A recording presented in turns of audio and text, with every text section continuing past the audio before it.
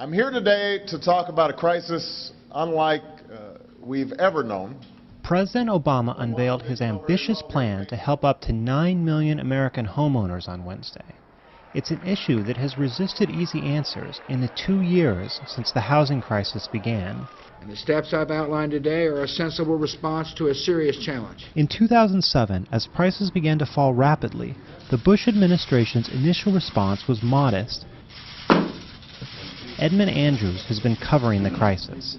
Their approach was entirely voluntary, based on the idea that you could persuade lenders to voluntarily renegotiate loans and keep people in their homes. They made not a dent in the foreclosure wave, truthfully. One reason for confidence is that the downturn in housing comes against a backdrop of solid fundamentals in other areas. What happened was that the falling housing market contributed heavily to the subsequent decline in the economy overall. On the campaign trail, then Senator Obama took notice and ramped up his rhetoric, but offered little in the way of specifics. Last year, I wrote to the Secretary of the Treasury to make sure that he understood the magnitude of this problem and to call on him to bring all the stakeholders together to try to deal with it. By the time President Obama was inaugurated, the housing situation was getting more dire every month.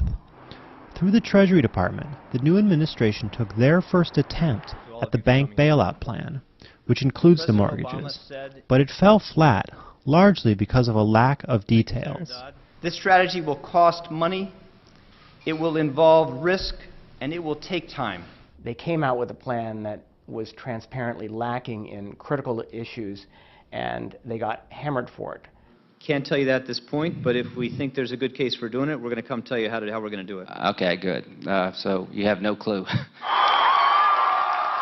Which brings us to today. The president did unveil a more detailed plan, but he faced a political conundrum. It is impossible to understate the magnitude of the resentment by people across the country at the very idea that their never-do-well neighbors might be getting a bailout, and they, the responsible homeowners, are getting nothing. This is really grating to a lot of people. Mr. Obama had this in mind during his speech. The plan I'm announcing focuses on rescuing families who played by the rules and acted responsibly. I want to be very clear about what this plan will not do. It will not rescue the unscrupulous or irresponsible by throwing good taxpayer money after bad loans.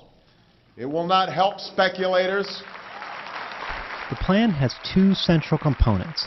The first will help distressed homeowners by creating a $75 billion program to subsidize loan modifications. Any institution that wishes to receive financial assistance from the government, from taxpayers, and to modify home mortgages will have to do so according to these guidelines, which will be in place 2 weeks from today. The second major component is aimed at the much larger number of people who are not in immediate distress but are paying high rates. It could also help relieve these homeowners who might be angry that their seemingly irresponsible neighbors are being rescued. It'll allow millions of families stuck with loans at a higher rate to refinance, and the estimated cost to taxpayers would be roughly zero. The bulk of the plan may actually happen quite quickly, as it does not need any additional congressional approval. They have the authority, they have the money, they don't need Congress to give them the green light to do that. This could be something that begins to affect people in a matter of a month or two. It's possible. It's not easy, but it's possible.